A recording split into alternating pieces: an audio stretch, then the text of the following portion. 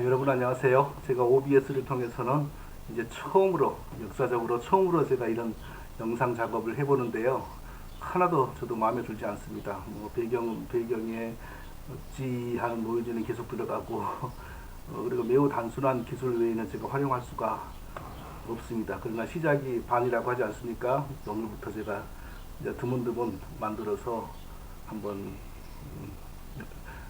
코로나 시대에 맞는 한번 영상 사역을 전개해 보도록 하겠습니다. 오늘 첫 번째 제가 이 주제를 택한 이유는요, 로만 칼라를 즐겨 읽는 목회자들에게 고함이라는 제목으로 제가 첫 번째 주제를 택한 이유는, 최근에 이 코로나 시대에도 뭐 좀 각성하는 것이 아니라 아무런 깨닫는 것도 없고, 정말 어렵게 예배드리면서 온라인 예배드리면서도 로만 칼라 입고 있고, 또 오랜만에 교회에서 모였는데 뭐 로만 칼라 입고 사진 찍어서 너무 감격스럽다 이렇게 목회자들이 사진 찍어서 올리고, 이런 모습을 보면서 제가 너무나 마음이 좋지가 않았어요. 마치 그 원나라의 침략으로 고려가 무너졌을 때 이제 서서히 원나라화 되어가는 그 부원배들이라 그러죠. 부원배들의 모습을 보는 것 같고, 참 저들이 뭘 알고 저러나,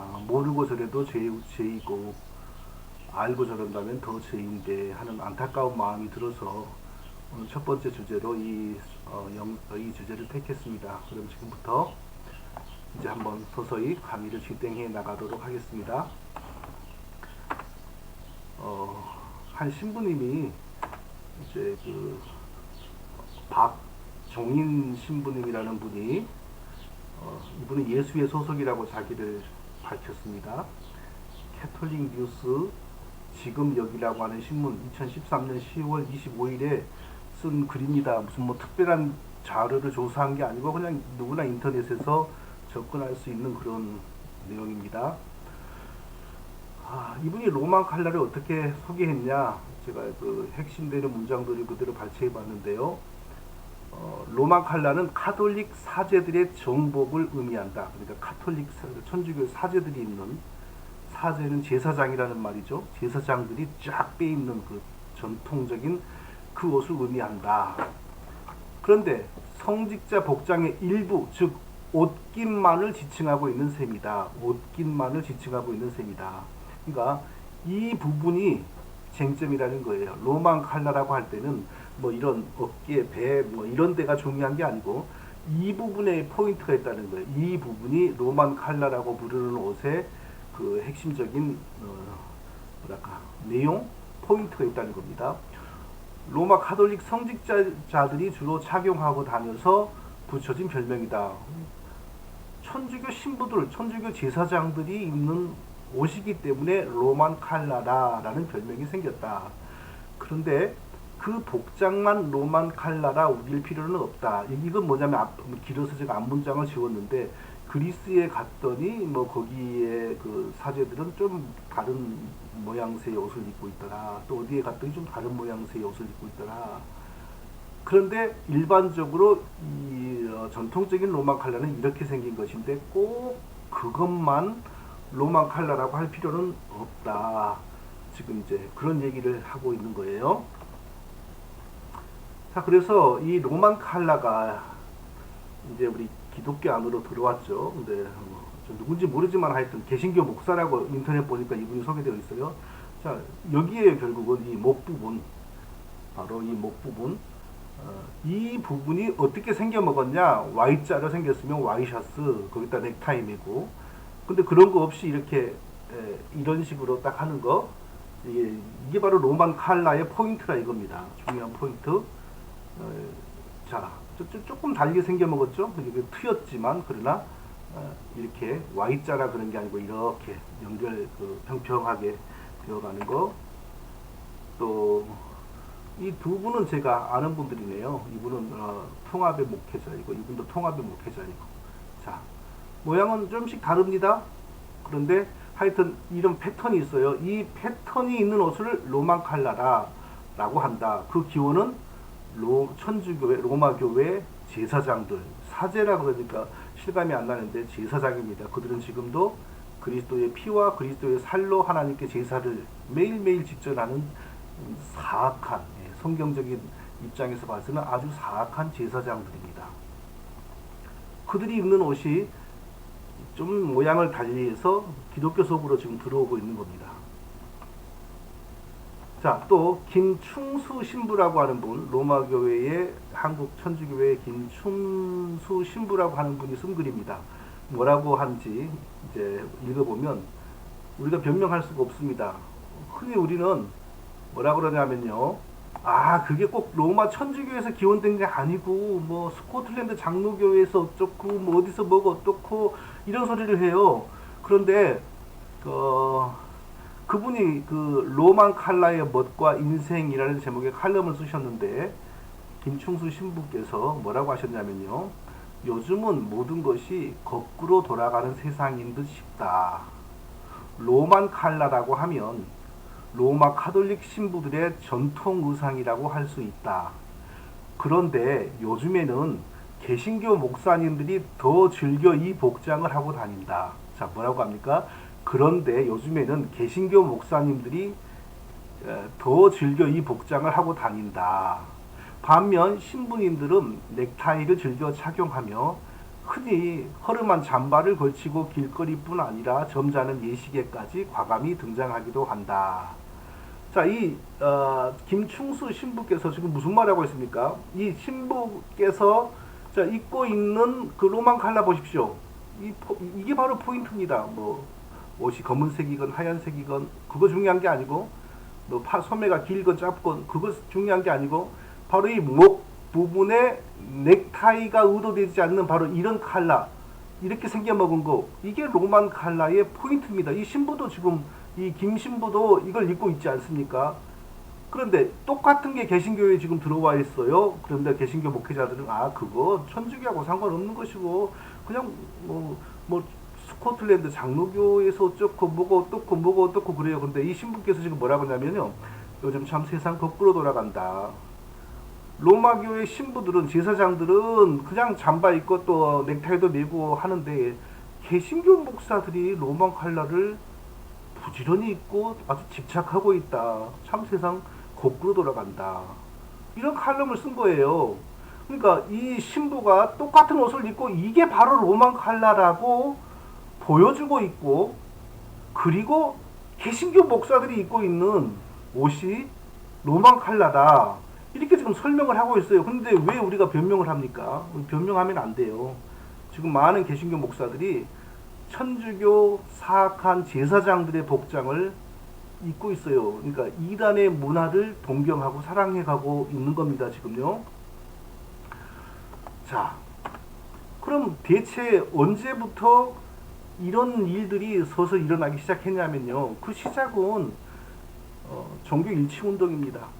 기독교와 천주교 간에 뭐 화해하자, 어쩌자, 뭐 그러면서 서로 하나 되자, 이런 일이 일어나면서, 좀 더 구체적으로 말하면 1999년 2000년대 초반 이럴 때 먼저 루터교와 천주교가 의화결의 합의를 보고, 우리는 똑같이 같은 믿음으로 우리는 의롭다함을 얻는다. 또 거기에 감리교가 동참하고, 그러면서 감리교 목회자들이 더 먼저 이 옷을 입기 시작했어요. 그러면서 서서히 퍼져가지고 지금은 뭐 미국에 말하면 뭐 CRC 교회 목사들, 그래도 뭐 PCA 목회자들은 덜한 것 같아요. 한국에서도 또 합동교단은 덜한 것 같고, 보면은 뭐 기장, 장신, 거기는 아예 그냥 뭐 이런데 그거 안 입으면 좀 촌스러운 분위기고, 미국도 PCUA 목사들 굉장히 많이 입고 있고, 그리고 감리교회 목사들이 뭐 여전히 뭐 처음부터 많이 입었어요.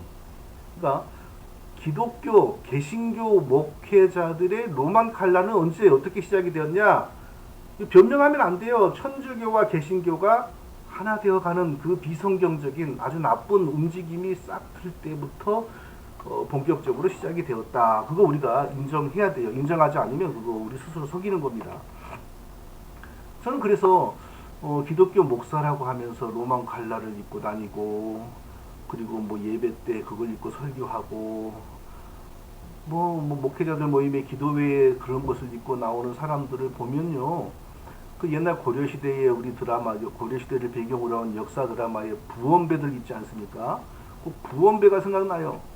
원나라가 그 강대한 세계를 지배하는 원나라가 고려를 서서히 잠식하면서 고려의 정치, 경제, 문화를 다 잠식했을 때 이제 거기에 동화되어서 출세하고 승진하고, 자, 그런 사람들이 했던 게 바로 원나라 사람들이 입는 옷, 원나라 사람들의 헤어스타일을 이렇게 닮아가기 시작했어요. 이들을 역사는 부원배라고 하죠. 부원배. 제가 한자를 잘 모르겠지만 원나라 쫓아가는 사람들, 고려의 정통성, 고려의 문화, 고려의 정신을 버리고 원나라의 정신, 원나라의 문화를 쫓아가는 사람들이라는 거죠. 무슨 변명을 해도 목회자들이 로만 칼라를 입는 것은 사악한 로마 교회의 제사장들의 복장을 따라가는 거예요. 왜 그럴까요? 그렇게 보이고, 물론 읽기 편한 것도 있죠.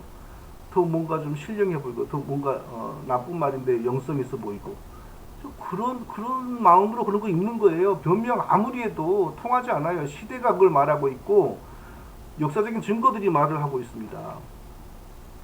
자, 그럼 저는 로만 칼라를 입는 목사들이 그래요. 대부분의 사람들이 나 그런 거 없다. 편하니까 넥타이 안 매고 새벽에 나갈 때도 좋고 모임에 나갈 때도 좋고 그래서 그냥 편해서 입는다라고 하는데, 그럼 저는 한번 물어보겠습니다.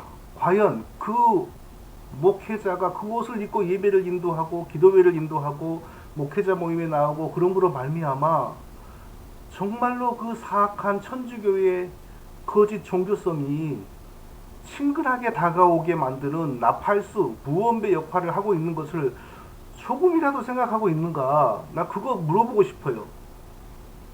천주교가 이런 종교인데 이런 종교라는 사실에 대해서 한 번이라도 제대로 교회에서 설교도 해본 적이 있느냐 물어보고 싶어요. 아마 안 했을걸요. 절대 그런 말 안 할걸요. 우리 교회 어떤 사람이 어떤 방송, MBC 방송에서 무슨 시사 제작 국장인가도 했다는 사람, 미국에 와서 한 7, 8개월 우리 교회에 있다가 갔는데요. 아주 독실한 천주교인이었어요. 나는 개인적으로 한 번도 욕한 적이 없고 때린 적이 없고 사기친 적도 없습니다. 그런데 저는 그냥 일상적으로 설교 시간에, 성경 공부 시간에 천주교가 거짓 종교라는 사실을 그냥 드문드문 그냥 오피셜리 언급했을 뿐이에요. 그런데 얼마나 이를 갈고 나갔는지 아세요? 그리고 아주 욕은 아닌데 고도로 지능적으로 아주 사악하게 그 사람을 조롱하는, 정말 천주교인들 속에 얼마나 사악한 귀신이 들었는가 하는 것을 제가 느끼는 그런 기회가 있었는데요. 교회에서 천주교에 대해서 정확하게 가르치면 교인들 가운데 친척들 많죠? 천주교 친척들 분명히 많습니다. 뭐 좋을 거 없죠, 인간적으로. 그래서 그런지 천주교가 얼마나 사악한 종교인지에 대해서는 한 번도 제대로 가르치지도 않고, 그러면서 오히려 이적행위죠. 천주교를 친근하게 만드는 아주 사악하고 간악한 이적행위죠. 로만 칼라를 입고 딱 강대상에 서서 정말 무서운 사악하고 정말 무서운 이적행위입니다. 자, 천주교에 여러 부분이 있는데 오늘은 그러면은 딱 하나, 마리아에 대한 부분요. 천주교 하면 마리아, 하늘의 마리아, 성모 마리아, 그 부분만 한번 생각해 보겠습니다. 마리아, 천주교의 마리아 신앙, 그 마리아 신앙이라고 할 것도 없죠. 숭배, 이렇게 말해야 되죠. 마리아는, 성경의 마리아는 귀합니다. 그리스도가 죄 없는 한 사람으로, 하나님의 한 사람으로 오시는데 쓰여진 아주 귀한 여인입니다. 뭐 거기에 대해서 이의가 없죠. 그러나 천주교의 마리아는 귀신입니다. 하늘에 승천을 했고 자식을 4명, 5명을 낳은 뒤에도 여전히 동정녀이고, 그런 새빨간 거짓말로 한 인간을 그렇게 숭배를 하지를 않나. 예수님하고 같은 자리에 앉은 우리의 구세주라고 하지를 않나. 정말 그런 사악한 우상숭배 거짓 종교가 어디 있습니까? 자, 목회자들이 그 로만 칼라를 입을 때에 그 로마 교회의 제사장들이 가장 기히 여기고 사랑하고 숭배하는 존재가 바로 마리아입니다.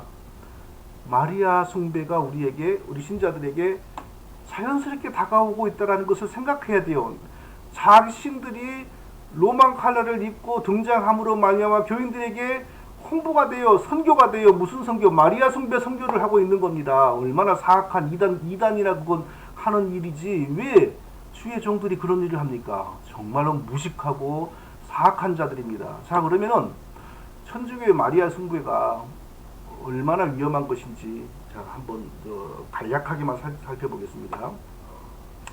마리아가 죄 없이 어머니 뱃속에 잉태되었다. 천주교는 그렇게 가르칩니다. 예수님이 어머니 마리아의 태중에 죄 없이 잉태된 게 아니고요. 마리아가 태어날 때 아담의 죄를 물려받지 않고 태어났다. 이건 성경이 말하는 바가 아닙니다. 마리아가 죄 없이 태어난 사람이어야만 그리스도가 죄 없이 태어나는 것이 아닙니다. 성령의 특별한 역사로 남자의 개입 없이 마리아의 피와 살을 가지고 죄 없는 한 인간을 성령이 만드셨습니다. 거기에 성자께서 자기의 인격을 결합시킴으로 성자이시며 사람인 제2의 하나님이신 성자 하나님이시며 사람이신 예수 그리스도가 되신 것이죠. 그러나 성경 어디에도 마리아가 죄 없이 태어났다, 아담의 죄를 물려받지 않고 태어났다, 그런 내용은 한 줄도 없습니다. 성경에 없는 내용을 만들어서 더 신령하게 믿으면 거짓 종교요, 이단입니다. 이단의 끝은 지옥의 형벌입니다. 마리아에 대한 그런 거 만들면 안 돼요. 목회자들이 로만 칼라를 입고 딱 등장할 때 신자들에게 바로 그런 거짓 마리아 사상이 들어가기에 좋은 분위기가 형성이 되는 겁니다. 그거 알고 입고 다녀야 돼요. 계속 이런 거 알고 계속 입고 다니든지 이제 그만 입든지 해야 돼요. 천주교는 마리아에 대해서 어떻게 가르치냐면요, 온전히 거룩하신 분, 죄의 더러움에 물들지 않으신 분, 어떤 죄도 범하지 않으신 분, 이거 다 거짓말입니다. 예수님을 잉태하고 하는데 쓰여진 귀한 여인인 것은 사실이지만 마리아가 이렇게 거룩하고 더러움이 없고 아무 죄도 범하지 않아서 그리스도가 무지한 사람으로 태어난 것이 아니고 성령께서 특별한 방식으로 죄와 관련이 없는 한 사람을 만드시고 성자께서 그 사람과 자신을 일치시키신 것입니다. 그게 성경의 가르침입니다. 그것이 성육신입니다. 아니, 마리아도 죄가 없고 예수님도 죄가 없다면 예수님이 십자가에 달려 그 모진 고통을 당하고 죽으시기 전에 마리아가 얼른 먼저 십자가에서 달려 죽어버렸어도 그 죄 없는 피로 말미암아 하나님이 우리의 죄를 용서하셨을 것입니다. 말이 되지 않는 내용이죠. 또 천주교는 마리아가 평생 동정녀였다. 참 입에 담기 민망한 얘기인데 꼭 이래야만 예수님이 거룩해지는 거 아닙니다. 예수님 낳고 난 다음에 적어도 남자 자녀를 4명을 낳았고 여자 자녀를 2명 이상을 낳았어요. 그런데 무슨 동정녀예요? 마리아가 영원히 처녀가 되어야만 우리가 예수 믿고 구원받는 거 아닙니다. 그거 상관없어요. 거룩하시고 흠이 없으신 분은 예수 그리스도지, 예수 그리스도가 세상에 오시는데 쓰임받은 여인이 거룩하고 흠이 없는 거 아닙니다. 그런데 천주교는 어떻게 가르치냐? 태양 광선이 유리의 고체 물질을 조금도 깨트림 없이 뚫고 나가는 것 같이 고귀한 방법으로 예수 그리스도가 출생했을 때에 어머니의 동정을 완전 무결하게 본래대로 보존하셨다. 이건 말장난이죠. 이런 말장난 할 필요가 없어요. 예수님이 우리를 구원하시는 구세주가 되기 위하여 그 어머니 마리아가 평생 동안 동정녀, 처녀였어야 할 이유가 없습니다. 괜한 짓을 하여서 전 세계적인 사기 종교를 이렇게 만들어낸 것입니다. 이런 거 할 필요가 없습니다. 자, 그 다음에 또 천주교는 어떻게 마리아에 대해서 가르치냐면요, 죽자마자 하나님이 시신을 하늘로 끌어올려 가셨다, 승천되었다, 이렇게 가르칩니다. 땅에서 그 시신이 부패하여 장사되어 풀그러 걸어가는 과정이 없었다, 이렇게 가르칩니다. 이런 것도 가르칠 필요가 없는 내용입니다. 왜 이런 걸 가르칩니까? 물론 성경에 마리아가 어떻게 죽었는지 언제 죽었는지 나오지 않았습니다. 그러나 그것은 마리아가 이 땅에서 죽고 장사되지 않아서가 아니라 너무나 당연한 사실을 기록할 필요가 없어서 안 한 겁니다.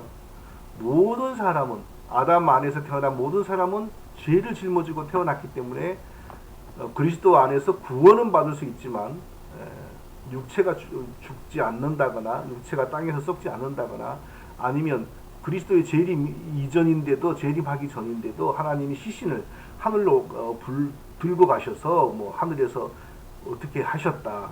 이거 다 필요 없는 얘기예요. 우리가 예수님 믿고 구원받기 위해서 마리아를 이렇게 각색할 이유가 전혀 없습니다. 또 천주교는 어떻게 가르치냐면요, 마리아는 하늘에서 황후가 되었다. 천상 모후가 되었다. 승천하여 하늘에서 신이 되었다. 자, 예수님도 신, 어머니도 신. 그러니까 아들 신의 어머니 신이니까 황후, 천상 모후가 된 거죠. 이럴 필요가 없는 겁니다. 성경이 하지 않는 거, 말하지 않는 거, 하나님이 의도하지 않는 거, 이런 게 만드는 게 바로 이단입니다. 이단이란 게 뭐 별거 아니에요. 신령하고 뭐 거룩하고 경건한 것을 이루어내기 위하여 성경에 없는 것을 만들어내는 것이 바로 그런 것입니다. 천주교에서는 하늘 황후 마리아에게 드리는 기도문에 마리아가 그리스도와 같이 거룩한 존재이라고 가르치고요. 그리고 가장 은혜로우신 대언자이다 라고 이렇게 가르칩니다. 이럴 필요가 없는 거죠. 마리아는 그리스도와 함께 공동 구속주, 구속주란 말은 우리를 죄에서 건져낸다 이 뜻입니다. 어떻게 우리를 마리아가 죄에서 건져냈냐? 예수님이 십자가에서 죽으실 때 그 어머니가 아들이 죽어가는 그 고통을 보시고 그 희생 제물로 죽으시는 예수님과 자신을 일치시켰다. 애틋한 마음으로 일치시켰다. 그러니까 예수님만 우리의 구속주가 아니고 마리아도 우리를 죄에서 건지는 구속주가 되었다. 공동 구속주. 그러나 성경은요, 마리아도 예수님 믿고 구원받았다고 말합니다. 마리아는 구속주가 아닙니다. 마리아도 예수님 믿고 구원받은 사람에 불과합니다. 성경은 그렇게 말을 합니다. 마리아가 예수님을 잉태하고 나서 내 영혼이 주를 찬양하며, 내 영혼이 주를 찬양하며 내 마음이 내 구주를 기뻐하였음은, 이렇게 말합니다. 자, 마리아를 또 천주교는 마리아를 중보 여인이라고 합니다. 중보라는 말은 하나님과 우리 사이에 다리단 말이죠. 중보자 없이는 우리가 하나님께로 갈 수가 없죠. 하나님과 우리 사이의 중보자는 예수 그리스도 뿐입니다. 그런데 천주교는 예수 그리스도는 남자 중보자, 미디에이터, 그리고 마리아를, 예수님의 어머니 마리아를 똑같은 중보자로 만들어서 여자 중보자, 미디아트레스 이렇게 부르고 있습니다. 자, 중보라는 말은 다르게 말하면 구원자라는 말이고요. 그러니까 구원자가 드리는 기도가 중보기도죠. 예수님이 드리는 기도가 우리의 중보기도죠. 천주교에서는 마리아나 교황이 그 일을 똑같이 한다 그래요. 뭐 신사도 운동에서도 중보자, 중보기도 이런 말을 하는데, 그것은 우리의 죄를 사하는 그런 차원이 아니라 더 권세가 있는 사람들, 더 기도의 능력과 권세가 있어서 마귀를 물리칠 수 있는 사람들의 기도, 그런 의미로서 신사도 운동에서는 중보자, 중보기도 이런 말을 씁니다.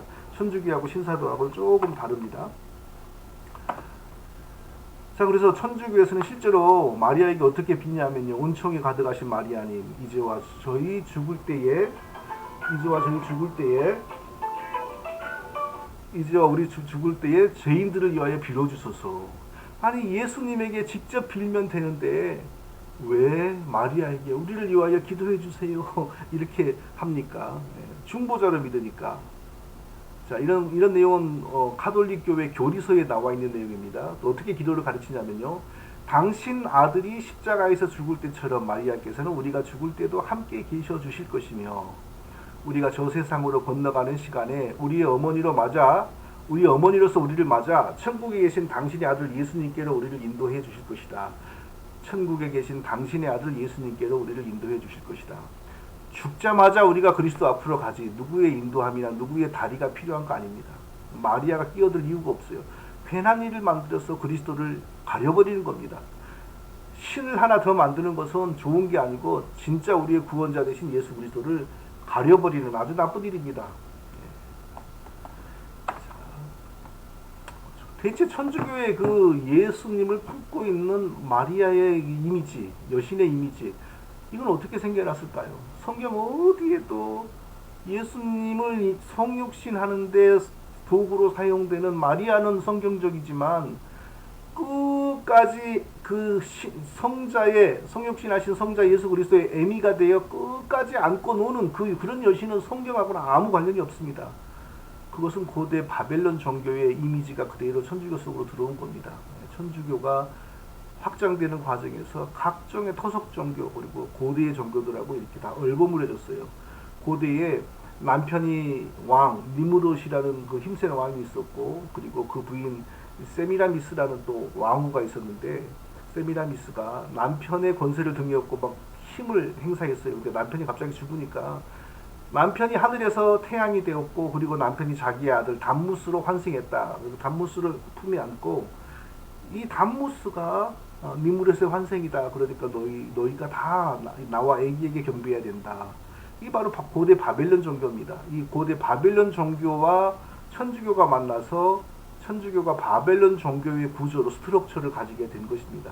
이것이 아니면 설명이 안 돼요. 성경 어디에도 성육신의 도구로 쓰여진 마리아는 성경적이지만 그 성육신하신 하나님의 아들, 어린 아기를 끝까지 안고 애미 노릇하는 그런 여신은 성경에 없습니다. 그건 귀신입니다. 절대 그런 거 분별해야 돼요. 절대. 목회자님들이 로만 칼라 입고 교인들 앞에 나가 설교할 때 바로 이런 여신을 가리키는, 천주교가 들어오는 길이 자연스럽게 확대되고 커진다는 사실 기억하고 그거 알고 계속 입든지 말든지 해야 돼요. 자, 로만 칼라 즐겨 입는 목회자들에게 질문하고 마치겠습니다. 그리고 다음에 계속 또 천주교의 다른 부분을 제가 할 텐데요. 천주교의 이런 사악한 이단성을 교인들에게 한 번이라도 설교해 보았습니까? 묻고 싶습니다. 그런 걸 한 번도 설교도 안 하고 가르치지도 않으면서 오히려 천주교가 들어오는 큰 분위기를 조성하는 로만 칼라, 천주교의 제사장들의 복장을, 그 이미지를 풍기면서 설교할 때 교인들이 천주교에 대해서 얼마나 친근감을 가지겠습니까? 사악한 제약이고 저주받을 짓입니다. 지금 그거 알고 계속 하든지 말든지 해야 됩니다. 두 번째, 똑같은 얘기네요. 평소에 그 천주교가 얼마나 성경을 파괴하는 무서운 종교인지 한 번도 공개적으로 말도 안 해보면서 그런 것을 입고 나오는 것은 소속이 어딘지를 스스로 말하는 겁니다. 누구의 편인지 스스로 지금 말을 하고 있는 겁니다. 이적행입니다. 그래서 깊이 생각해 보셔서 계속 입고 설교할 건지 본인이 결정할 일이죠. 그러나 판단은 하나님이 하십니다.